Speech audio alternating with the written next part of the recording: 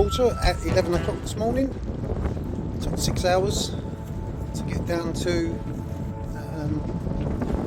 Tangier. This is Tangier Marina. Maximum speed was 8.8 knots. Wind was with us all the way, so we came down on just the jib through the busy shipping lanes. And then we spent 2.5 hours in the customs hall, checking in and doing all our customs clearance and passport control. That was done within an hour. And it took an hour and a half to get the 3 drones off the boat, and you have to leave them with the marina staff in customs, and then you collect them a few days later. Okay, so Gary, tell us about the check-in procedures in foreign countries and the problems that we have. So like somebody that has a normal holiday flying out on an aircraft, when they land at another country they have to go through a set of procedures, which is passport control, customs, anything to declare. We have the same procedures when we get into a marina. The problem is each country seems to be slightly different. So the African continent wants to take your drones away. So we go through the normal procedure of passport control, where we show our passports and get stamped into the country. That comes under immigration. We then have to go through quarantine, as in do we have any pets on board, which we don't, so quarantine's quite straightforward. We then have to go through customs, anything to declare, in terms of goods that we're bringing into the country, which they might have an interest in. The parts of Africa we've been to so far, other than here, we have to have a full manifesto. In other words, all the alcohol on board, all the electronics, high value stuff, and there's a whole list of things you have to tick and check and write values down. And you don't necessarily pay any customs fees on those because they're already on the boat when you get here, and they're going to be leaving on that boat. And then we've got harbour master to deal with, and then we've got port police to deal with. So we kind of have 5 different processes to checking in with a yacht, and they all seem to be different. The good news about where we've been in Africa so far is it's one office. That's right. Deals with all of it. Yep, and they're all very nice people. They all seem all smiling. Yeah, and most have got some sort of broken English, so we can have some sort of a conversation with them. But they're very happy to use their translators to understand. And one spoke fluent Spanish, which was good. Was able to talk to because you've got half Spanish blood in you now. Yep. But if you go to the Caribbean, which we're going to experience at the end of this passage, you can end up getting a taxi going to 5 different offices. In other words, immigration is one area, customs is in another, right. Port police is somewhere else, harbour master somewhere else, quarantine is somewhere else, and some of them you have to go back to once or twice. Yeah. So you have a process of how you start, and then one of them wants you to go back at the end with all your documents. Now sometimes it can be within walking distance in the Caribbean. Yeah. And sometimes you have to get taxis and drive all over the place, and it can take hours and hours and hours. Yeah. And then to leave, you check out, and you have to go through the similar process again without the customs bit. Yeah, the checkout procedures is much easier. However, here unfortunately it isn't. We have to go through the same process of checking in almost as checking out, and recollect the drones that they take off us, because you can't have any drones on the boat without surrendering them. Yep, drones are illegal in Morocco. Drones are illegal, yeah. Well, they're illegal to use, so they lock them up. They confiscate them. They do. The other thing that's a little bit annoying here is, although we're going to stop in 3 different places, well, that's our plan. We've got Tangier, we've got Rabat, and then we've got Agadir. Yeah. But where in a normal country you check in one place, do what you like all the way throughout, and check out at the last place, here we have to check in and check out, check in and check out, check in and check out, all 3 different places, and surrender our drones. Yeah. And unfortunately, the drones caused a massive problem here, because one of the drones they wouldn't accept the value on, because you pay 4% of the value of your drones when you recollect them if you stay more than 3 days. So if we was only staying here for 3 days, we wouldn't have any fees to pay on our drones. But because we're staying more than 3 days, there's this law that you have to pay 4% of the value. They accepted the value of your drone and David's drone, but they wouldn't accept the value of mine. Yeah. And it took 3 days of coming backwards and forwards to this office to get the valuation accepted, which they finally did agree with. And then when we leave after day 5 or day 6 of being here, because we've got some weather coming, we've got the tail end of a hurricane coming through from the Caribbean, we've had to stay longer than 3 days, so we will have to pay 4% of the value. But they seem to argue over the value of your drone to get that stupid 4% more than just get you through the system. So the passport control, customs was very quick. but unfortunately surrendering the drones was a bit of a nightmare. They'd never seen a DJI Pro 4 drone before, DJI Pro 4 before, so they didn't know how to value it, but they did accept my valuation in the end. Yeah. But that's what you have to go through trying to check in and out of different countries. Okay, super. Thanks.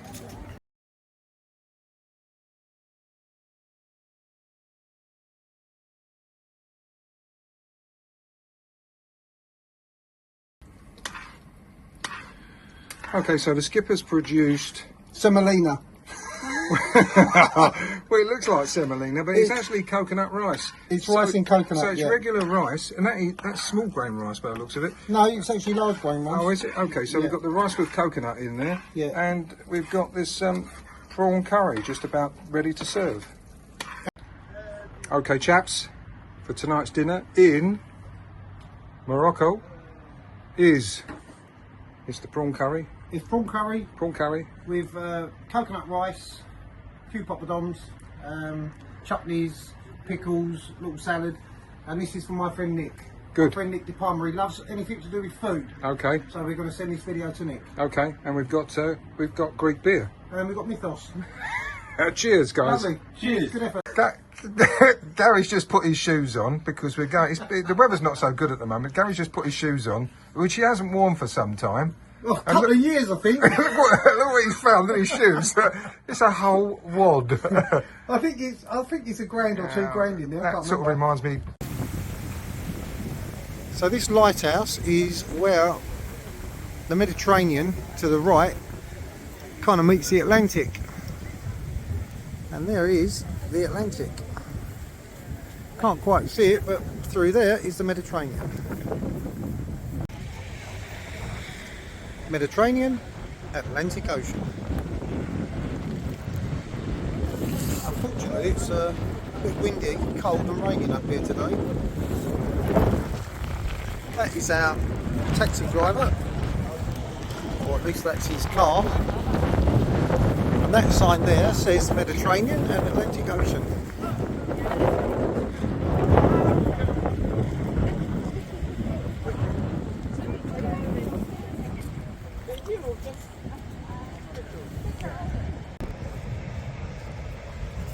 So we believe this is called Villa Rabil, or something similar, and it's a little tiny town that's been abandoned right on the seafront, but looks very impressive. Yeah, it just looks, you kind of wonder why they wouldn't put some money and time into preserving it and re-housing people there. What a place to live on the beach. It's great.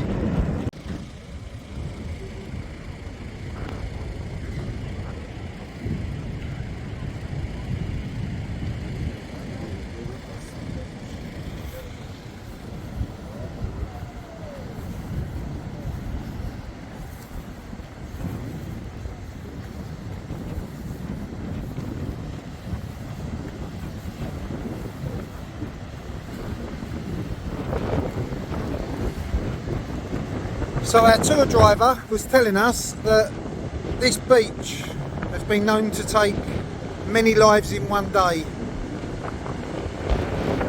and they quite often have to send people across the beach, getting people out of the water and not allowing them to swim, because when the big surfs come in, the undercurrent, the rip current is so strong it washes people out to sea. And these are the Atlantic rollers, which we will experience when we go sailing down here in a couple of days' time. I'm sure this is going to be very windy, this recording. It's worth showing you this beach.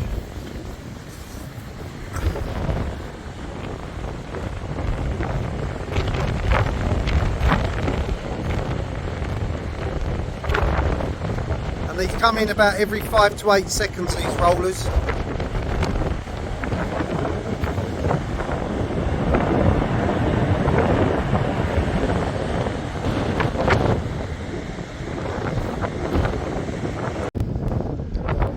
That is the city of Tangier.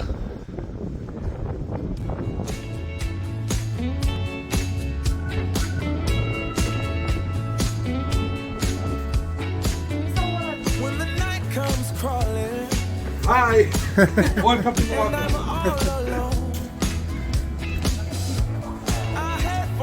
The Caves of Hercules. Entry, €8.5 a person. And I think this is it.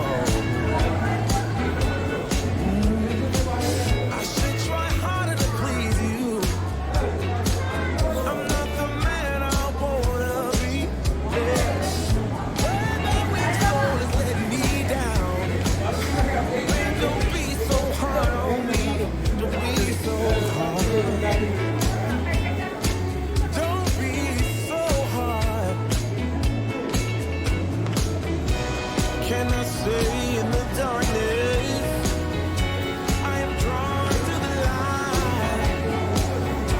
I wanna rest in the arms of an angel and be saved, Lord, save it all tonight.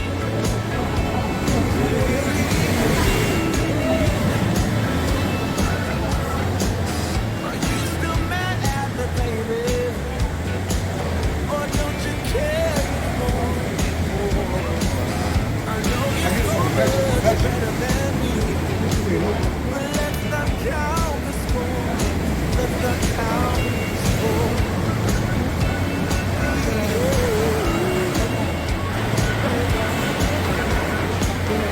The only thing that matters is that I love you every time. You can't be sure of mine.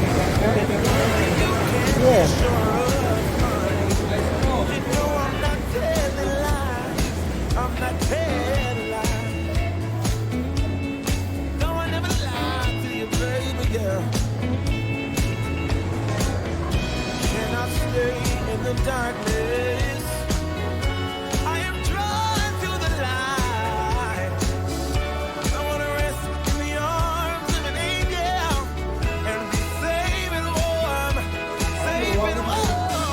tonight. I wanna be safe and warm, baby.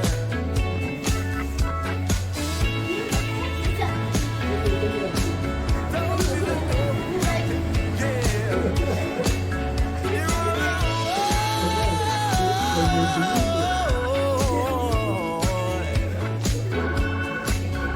I never lied to you, baby.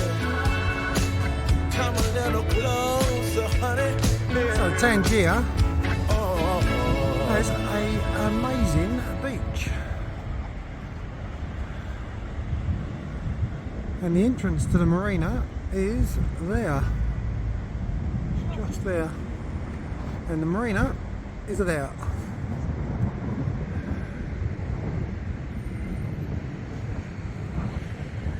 Impressions are it's very clean.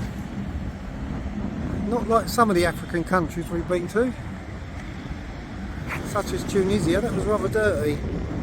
But this looks really clean and tidy. No litter. The grass is well looked after. So far, impressions are great.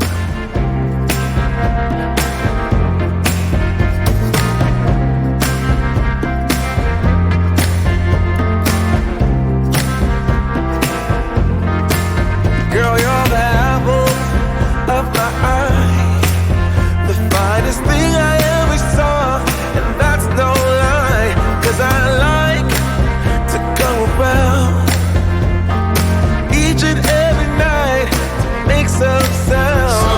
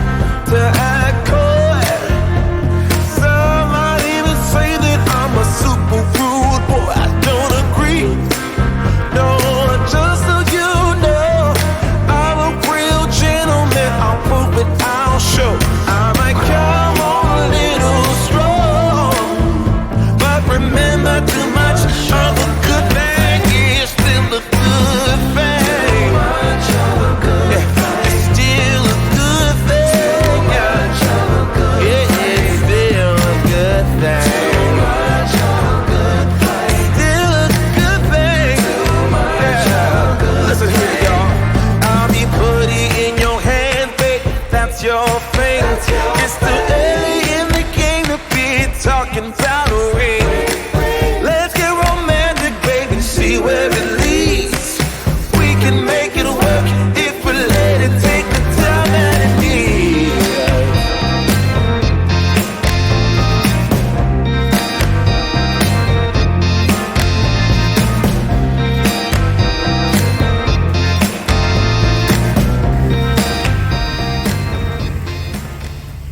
So we've just checked out of Port Authority in Tangier, got our drones back, took about an hour and a half, and this coastal line here is very green and very pretty, and it's got some very old sort of ruins. But we drove around this coastline when we went out the other day on a tour, and this doesn't do it justice, but it's very, very pretty, this coastline all the way down there. Over in the back, Tangier. Nice hot day today, very little wind at the moment, so we're just running with one engine at about 5.5, 6 knots. We do have a sea state swell that's coming in into this bay. It's rather a large bay, can't see it, but over there is Spain where those clouds are grey, and we're going to go round this headland just coming up, and then we will run down for the next sort of 3 days down the Moroccan coast. Now we were going to go to Rabat, stay there for a couple of days, and then we were going to go on to Agadir.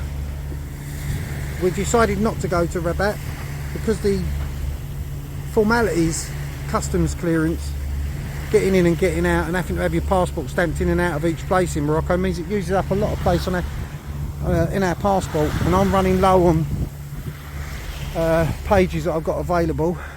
So we're deciding whether to run straight down to Agadir and miss out on Rabat. And we have been told Rabat is basically just a busy port, there's not a lot to do or see there. Kind of the same with Agadir as well, but there's a little bit more for tourists to do. So our plan is to put our course in the chart plot for Agadir, which means 2 or 3 nights at sea, which is fine.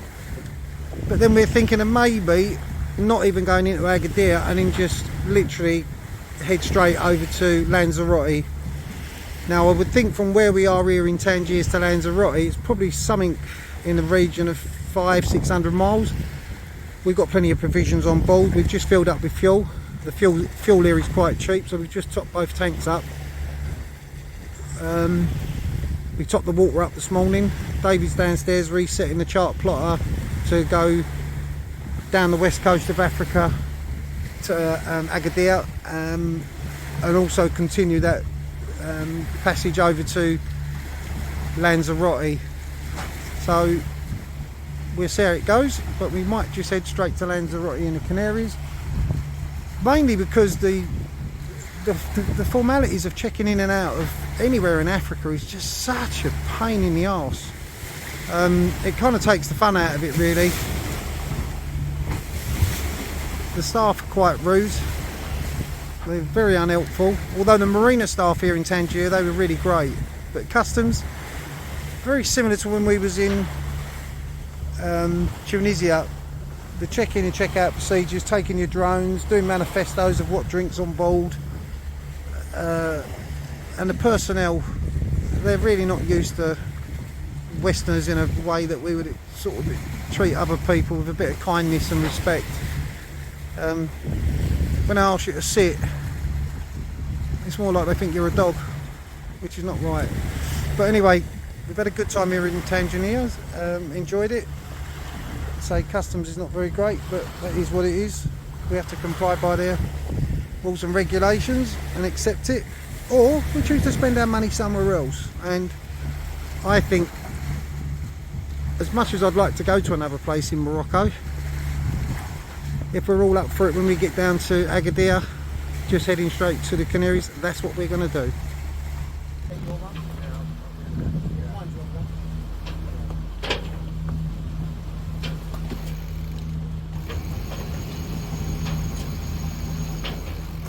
You pull on yours, please? No, he doesn't want to pull, does he? He ends up going over the front.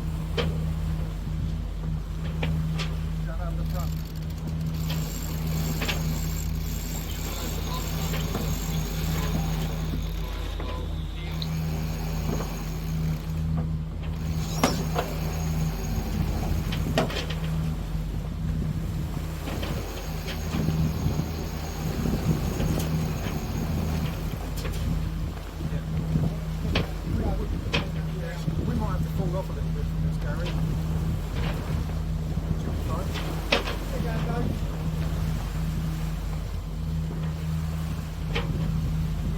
going, Dave? You've got one more.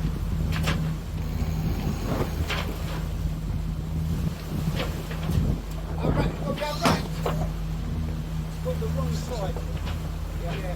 What, the sheet? Yeah, but you can pass it through. You can pass it through and undo that. Yeah, hold on. Got a knot in the end. Okay.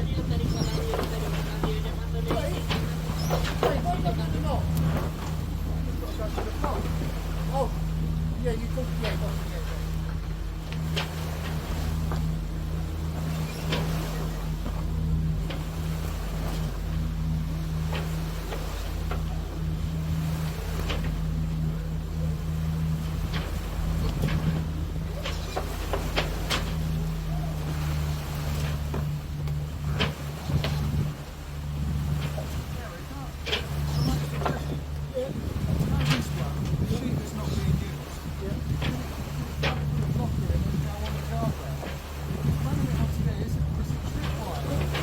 But at least you can get access to the lock part, you can get it to where you want it, so this is out correctly. If the loose is taken up, just wrap around there.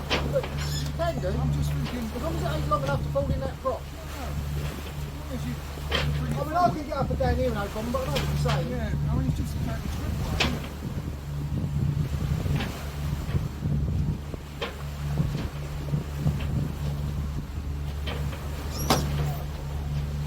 Lee, if you want, tie it up with a donkey's dick and just lay it on the floor here. Yeah, that's all I'm doing.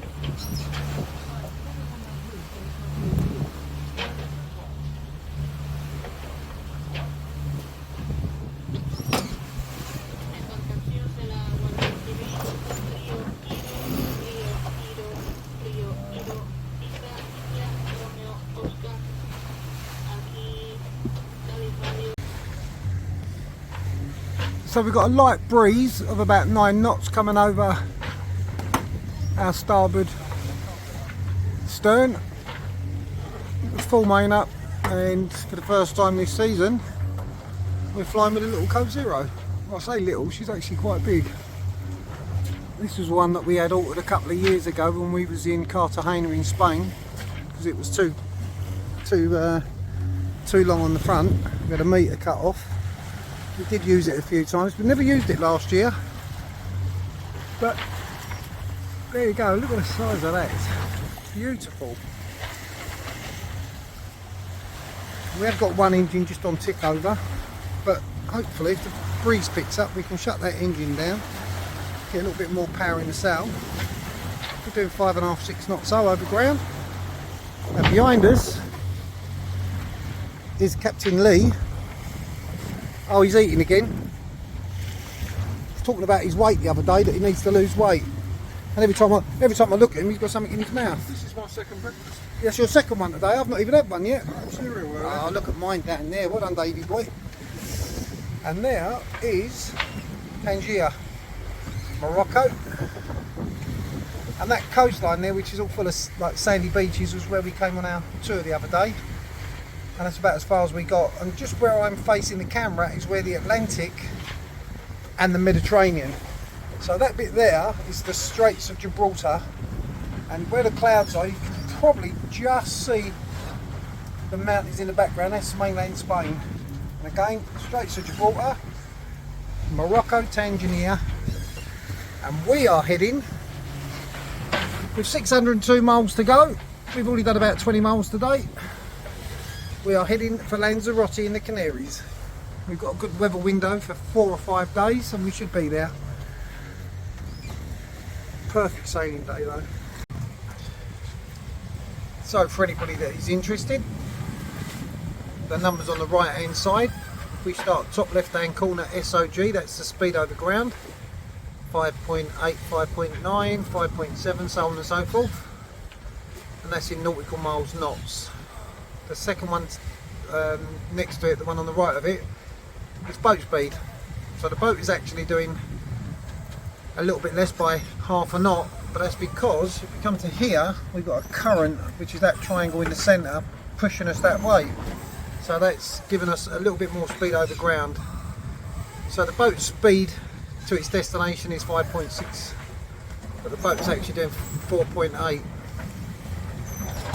The depth is is in metres, so that's 43.6 metres. The AWA is apparent wind angle of 104. TWS is the true wind speed at 10.6, and the AWS is the apparent wind speed of 8.5. The waypoint of 214 magnetic, that's our next waypoint, and our course over the ground at the moment towards that is very similar, going between 212 and 216. The 4.35 is our waypoint distance, so we're 4.34 nautical miles away from our next waypoint. The DTD is the mileage that we need to do of 595 nautical 0.4 miles to our destination. The other one's straightforward, date and time. ETA is telling us that we're going to get in at 1750, 1600 hours. That's going to keep changing, and that's not for tonight or tomorrow, that's in days and days ahead. And unfortunately we can't add the number of days on there, and that will keep changing throughout our passage, which, as I say, it's an estimated 4 or 5, maybe even up to 6 day passage. The POS is our north and west latitude and longitude, and the 8895 is the total distance we've done on this boat since we bought her. The chart in the middle is our course from Tangier, which is here, Tangier, and if you look at that, it comes down the coast. I wait for that to settle, past Marrakesh, past this part of Morocco, and then here we head out and then we come to this island, which is Lanzarote, and that's that distance, 595 miles. Okay, so that's the chart.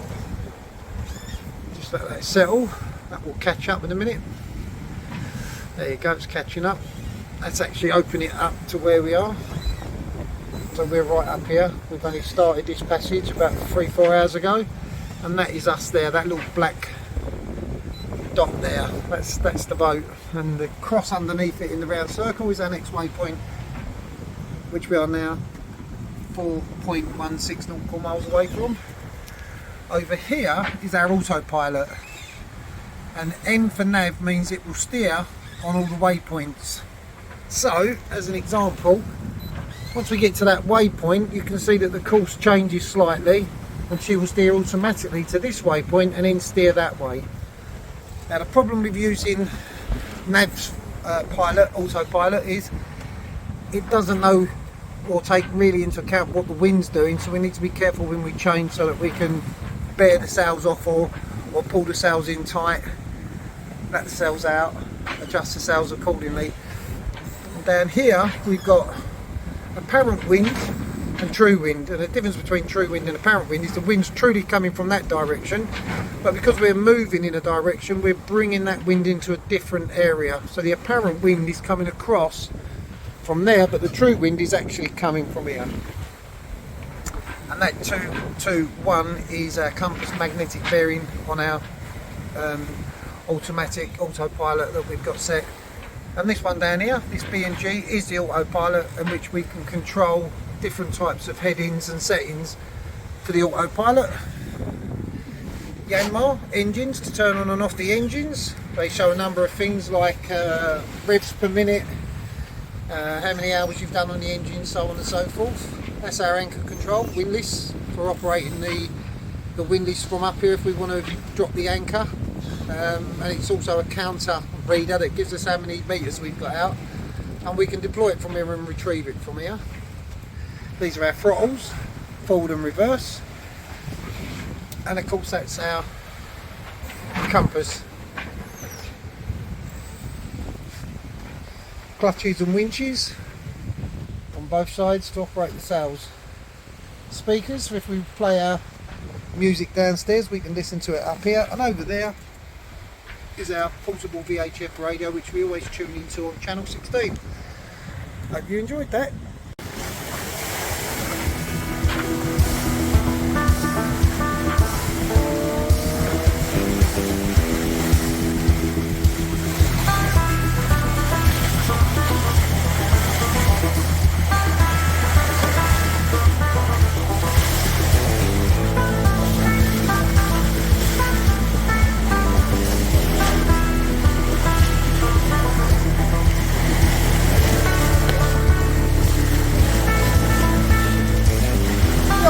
his own.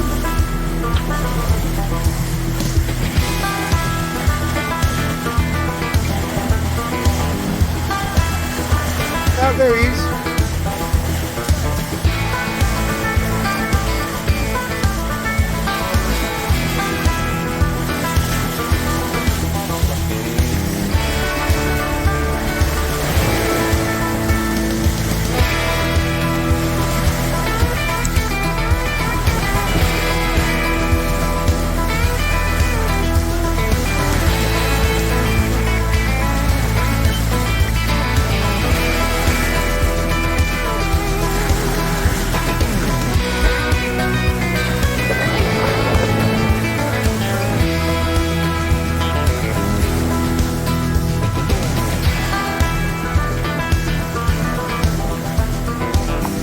Yeah, he's on his own.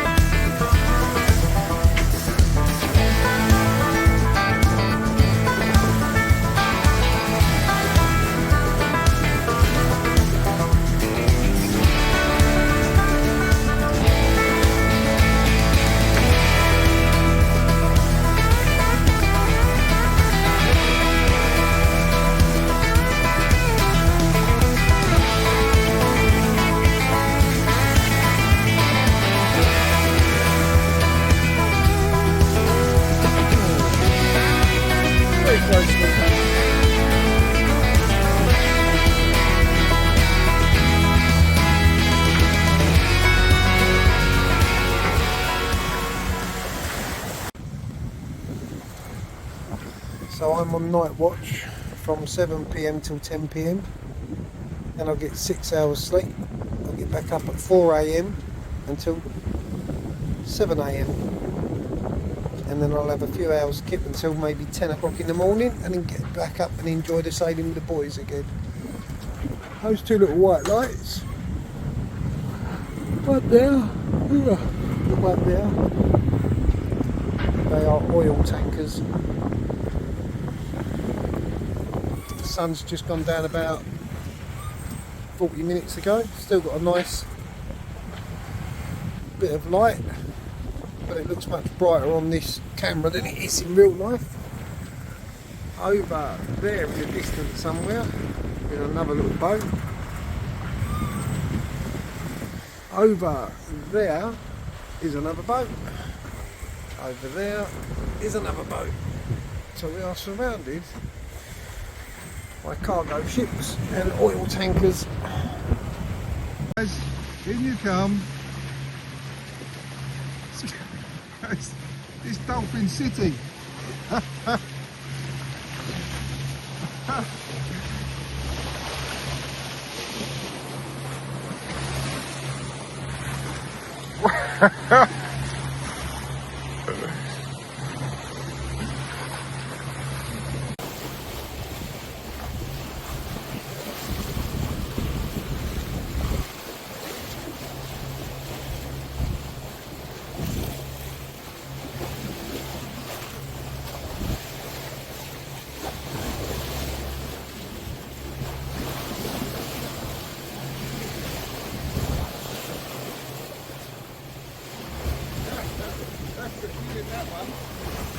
That's amazing, isn't it?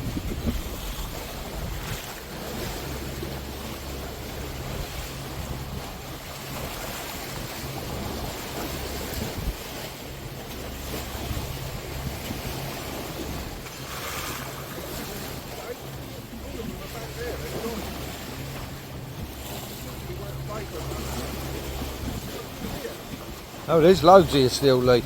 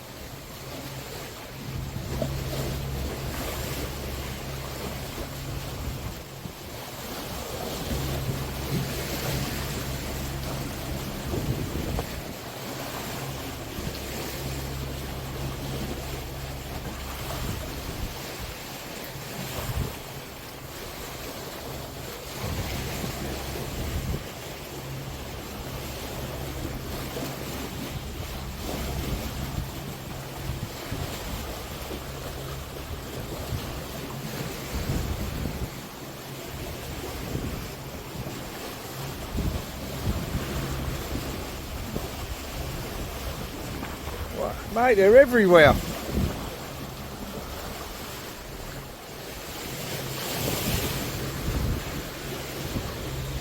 These are big uns, Lee.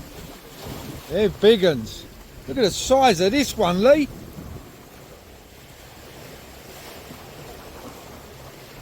Wow. That is huge.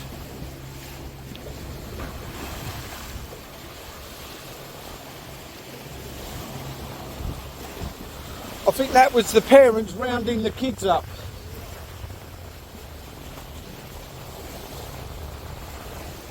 And do you know what? Now they're gone. That was two big ones came in, went round and get home. Yeah. Wow. That was. That's the biggest pod of dolphins I've seen in Yeah. about 6 years. That's the biggest pod I've ever seen. Oh yeah? Yeah, I mean, that was quite special. I've seen a pod in the Bahamas that just carried on going by it for like Gary an and hour. Tony saw that, didn't Yeah. they? Wow, look at that. Beautiful bonito, part of the tuna family. Lee's caught. Mate, they slowed their engines down deliberately, but he's got a float there.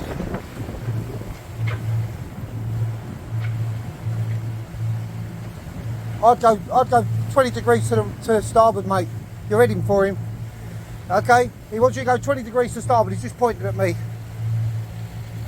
Oh yeah, look, it's got a float there. He's got one float there. He's got another float at the other end.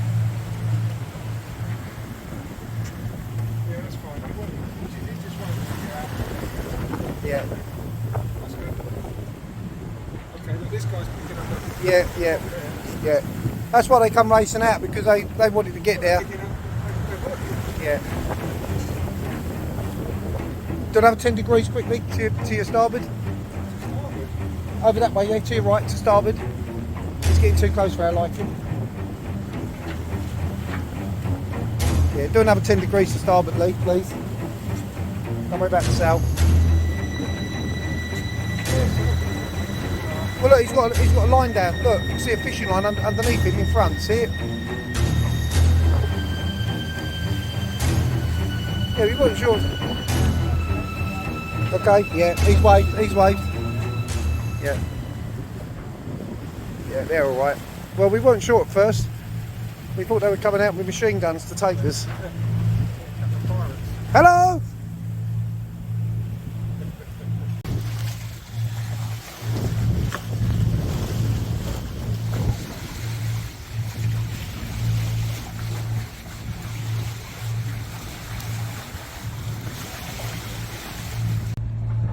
So this is AIS, Lou. That boat there is coming towards me. That little boat is me, so I turned 20 degrees away to starboard. He turned 10 degrees over, but he's trying to miss this shallow reef. You see this reef? So I've given him a room by coming across, so he can just come over and then round so he doesn't hit that reef. So that's the boat coming towards me, and that's my boat there. And that's AIS, and if I hit that boat by tapping on it, it brings up that information now. It gives me his call sign, his MMMSI number, his pleasure craft, gives me his length, width, and over there it gives me all the heading information. And that's what AIS is, Automatic Identification System. So it's about 7:30 in the morning on our 4th day, and we're about 30 miles away from Agadir, Morocco, and we've decided to turn our course straight to Lanzarote. Lee is playing around with a fishing rod. See if we can catch a nice bit of tuna like we did yesterday and the day before. We've had dolphins for literally 9 hours through the night. I was on shift for 3 hours from 10 till 1, and I had dolphins with me all the way. David was on from 1 till 4, and Lee was on 4 till 7 AM this morning. and only 10 minutes ago we had a whole shoal of dolphins jumping in and out of the water coming down past us. But a nice morning, but very foggy still. It's been really foggy throughout the whole night. So Morocco is behind me over there. Lanzarote is 210 miles down there, and we estimate we've got 36 hours to go at 6 knots. That will get us about 210 miles. Unfortunately, working the hours out from this time of morning, we're going to get in at darkness, so we'll probably, if the marina's available, put her outside on anchor overnight and then go in the next morning. But a great start to the day. Dave's on. Yep, so both the boys were on just now, but Lee's has jumped off. But David has got one on the cheaper rod, on the cheaper line. And we've actually got a competition here, because what we said to Lee 10 minutes ago is let's use all my equipment, £1.50 rod, 30 pence line and 10 pence lure. Oh, Dave's struggling with that one. So, this expensive bit of kit, Jeff, if you're watching. It did catch one this morning. We did have a nice mahi-mahi this morning, which David wound in. Look at David going. Do you want a belt for that, Dave? Nah. Only a great white now. No, it's a mahi-mahi, I reckon. You want me to come down and... Yeah, he's right back there, look. Oh, that is a mighty. Yeah, mahi-mahi, the way that just jumped. So that was Mum and Dad we thought. Yeah, so we think we had two on at the same go, and then Lee's jumped off. And mahi-mahi live in pairs, so we think we had a mahi-mahi on each line, but this one's jumped off.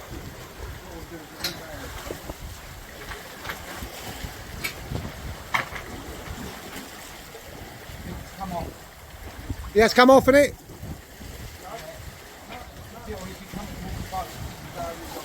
Come off. Oh well.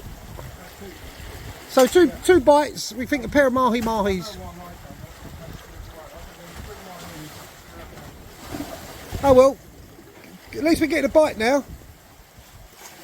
Shows you, Dave, that cheap rod works. That was good. Right, so David has just taken down this Moroccan flag, and he's now raising the Canary flag for the Canary Islands and the quarantine flag, because we need to clear customs, and away we go. Bit windy up there today. Yeah. There we go. That's it, boy. Perfect. Tyre off. So that is the Canary courtesy flag and the yellow quarantine flag.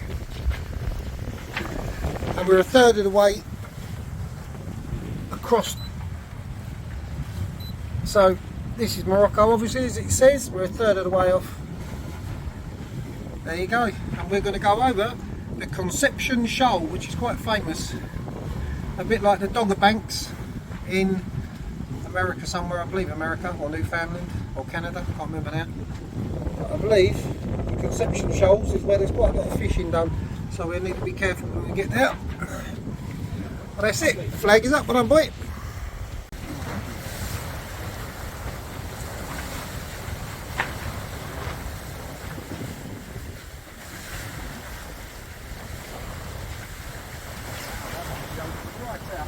Yeah, he jumped about 2.5 metres, didn't he?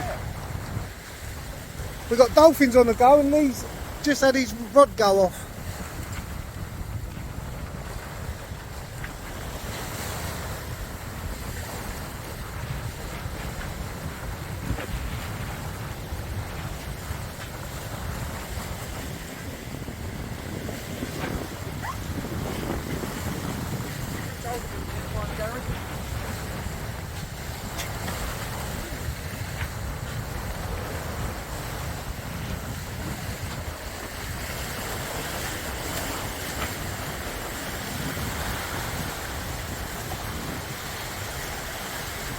There's about 10 just there together playing.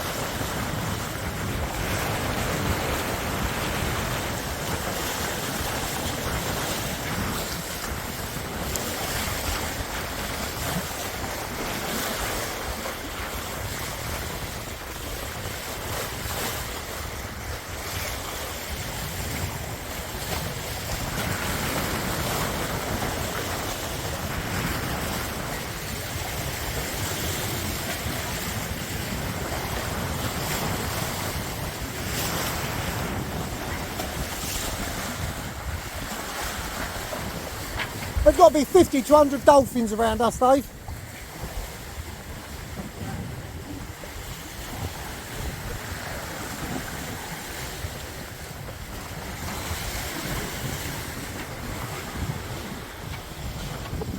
Are you on, Lee?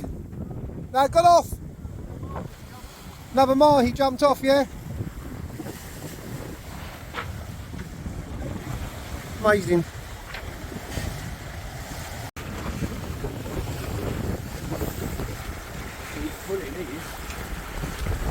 It's a dolphin.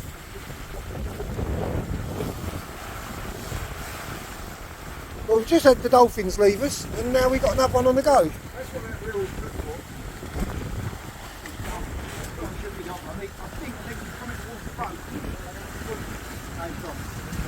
for. So that's 3 or 4 bites we've had in the last half an hour.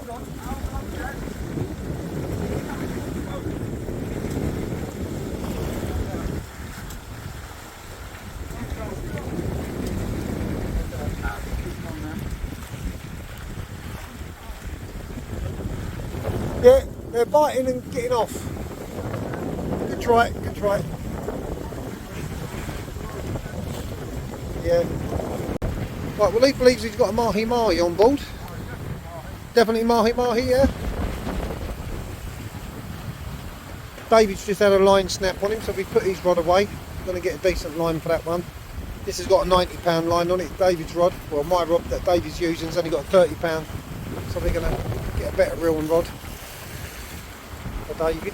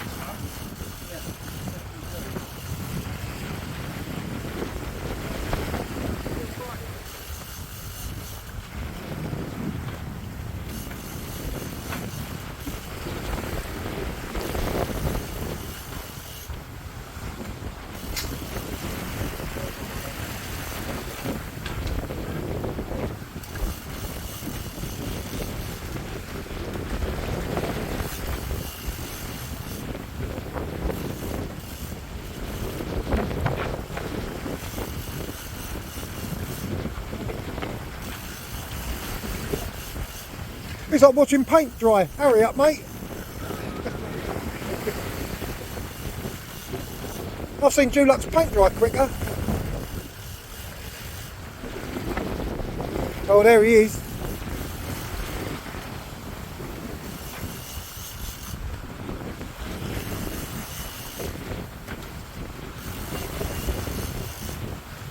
Yeah, that's a mahi-mahi.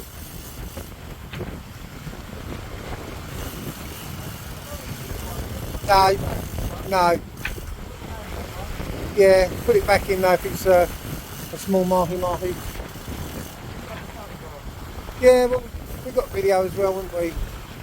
Don't want to stress it out too much.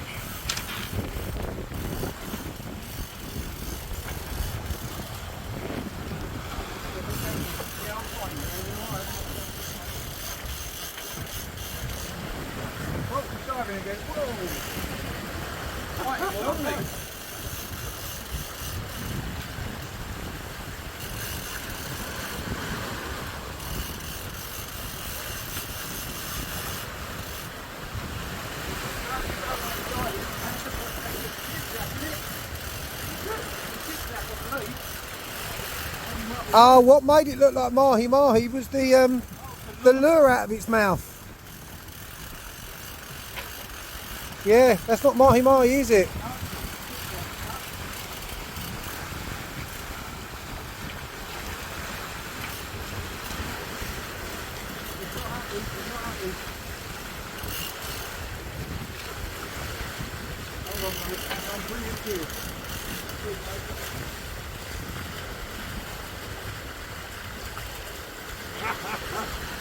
Yeah, skipjack. Nice job. So after 4 nights and 5 days of sailing from Tangier, we arrived in Lanzarote, and we got here yesterday evening, I think around about 5 o'clock. We did ring a few marinas, but no one had anything available for the 18, 19, 20 days we want to stay here. And I guess that's because of the ARC, the Atlantic Rally for Cruisers, which is a yearly event where 150, 200 boats get together and cross the Atlantic, and they go direct from Lanzarote, where we are, straight down to, I think, St. Lucia, or they do another journey which is down to Cabo Verde, and then from Cabo Verde over to the Grenadines or Grenada, I can't remember which one. So all the Canary Islands are quite full at the moment because the ARC has 200 boats that are all doing the same as what we're doing, crossing the Atlantic, but they go in a group as we're going on our own. So trying to get a marina is a bit difficult this time of year, and it always is.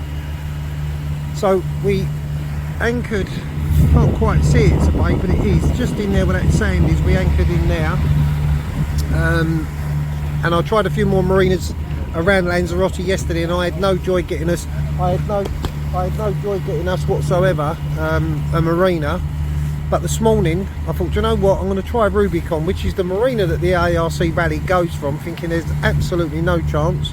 I booked 18 days, and within 5 minutes they came back and accepted our booking. So fortunate for us, and I think quite lucky, we are able to go down to Rubicon, which is at the end of the island.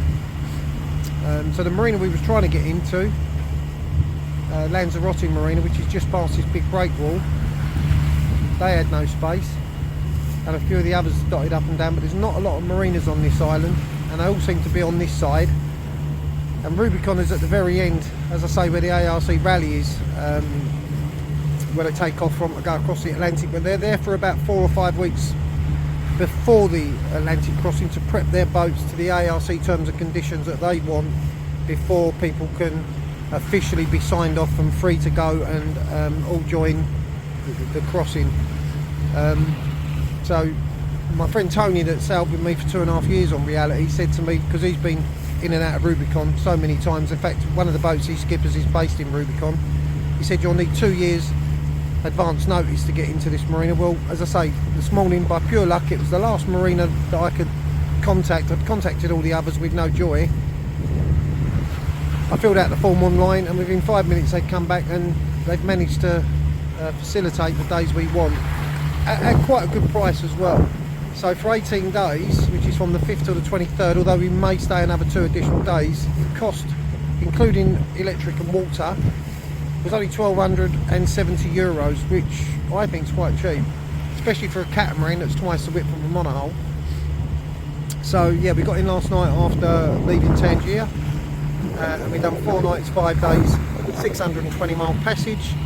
We stayed in a bay just there and got lucky this morning, and we're now on our way down to Rubicon.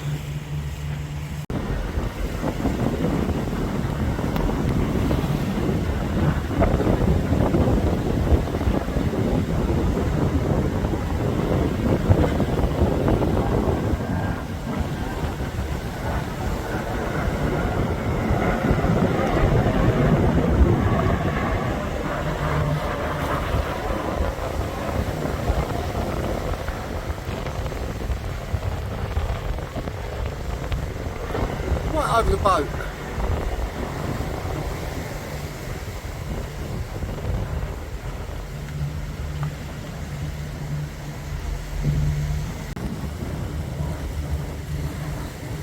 So this is the tip of Lanzarote. We've got about 5 miles to go until we start turning around and heading into Rubicon.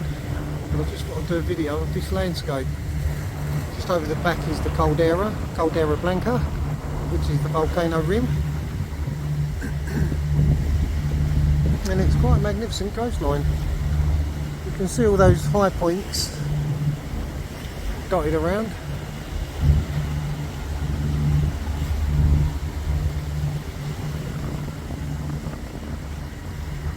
Some of this is really, really spectacular. It's like a moonscape.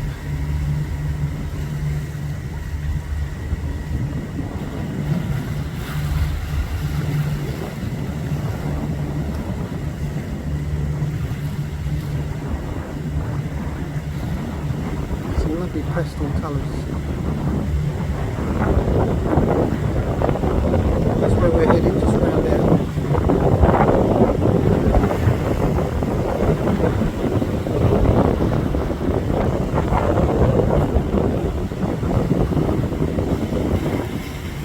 What a landscape that is.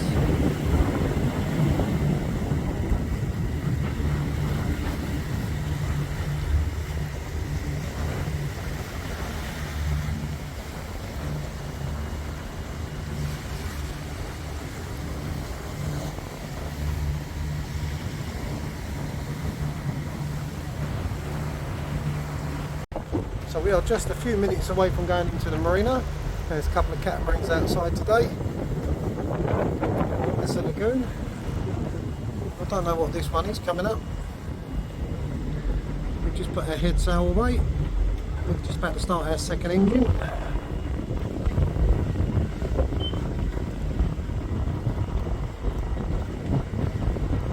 That's it, both engines are running. We don't go in with one engine. Got just his head sail out. Got a nice angle on the wind on that catamaran.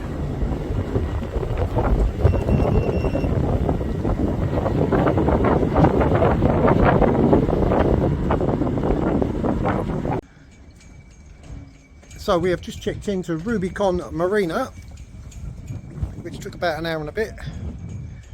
And we are waiting for the Marineros, which are those two guys there, I believe, to put us into our berth.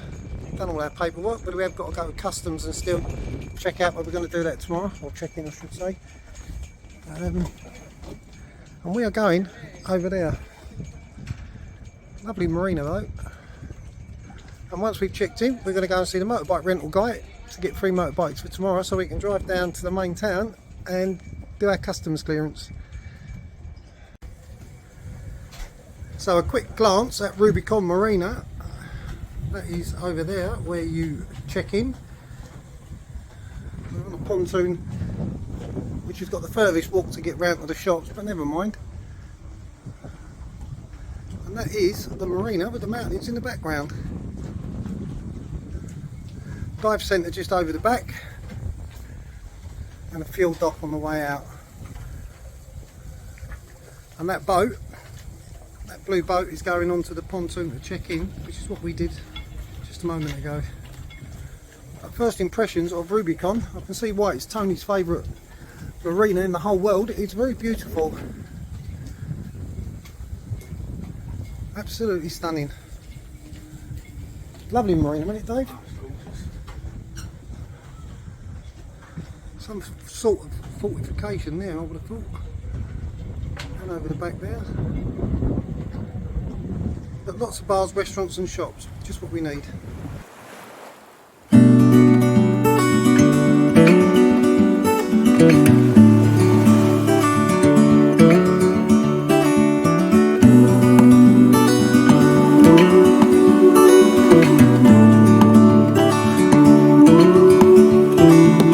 Look ahead, the sea is calm, and I know we've been through a lot, but just wait.